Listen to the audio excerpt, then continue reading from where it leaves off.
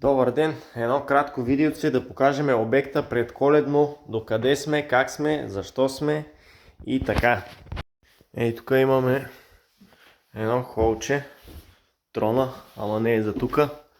Едно холче с трегерчета, мегерчета, дупчици разни. Ей там. Тук имаме една кухня, която трябва да се бояди с още един път. Ей тук разни други лудници, изпълнения. Тук има една вратичка. Тук още една дупка. Пак трегерчета, мрегерчета. Чудеса. Едно антренце. Малко нисичко тук на първия етаж. 2 метра и малко сантиметра, обаче няма къде да се оди ни нагоре, ни надолу. Тук едно подперално помещение. Една баня, която ще се довършва. Ей, те стъпала ще се обличат, тази врата ще се облича. Не знам с какво, с ламинат, че сигурно трябва да търся някой. Ей, тук имаме ключенца. Хоп, лампа горе. Ей, тук лампичка.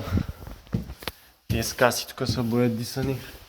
Тук девиаторче, хоп, лампата огасена. Ей, тук имаме една напълно, почти де, само первази няма. Лампичката, има и музика за детето. Жуменцето изциклено, само перваччето остава да се сложат на тъс стаечка. Тъс тук трябва да се слагат контакти и ключове лампа. Тези врати един брат трябва да ги жули да станат тъй като те скаси. Ей така трябва да станат. Тук още една спалничка имаме.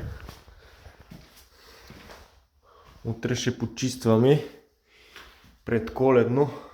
Малко да го приведем у вид. Тук още една малка стаечка, също за контакти и ключове. Лампи. Пак тук колончици, трегерчета. Общо взето, и тук някакви дивотии, лудници. Тук нагоре, ето и нещо трябва да се боядиса отдолу бяло. Общо взето къщата е на 100 години. Некой, който ме следи, знае за какво иде реч. Тук има едно килерче, пак правено голяма лудница, лампа си има тук, всичко 6.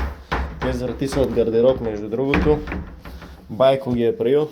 Тук пак трегерчета, мрегерчета, джамове, мамове.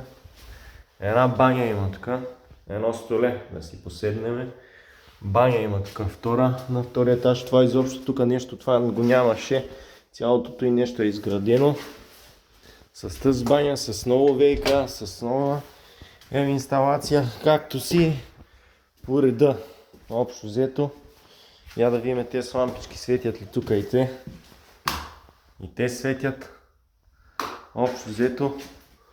Добре се получава си вратите като станат тъй кафяви като касите, ще стане супер. Тук имаме човек циклач. Много цикли. Голяма работа е този.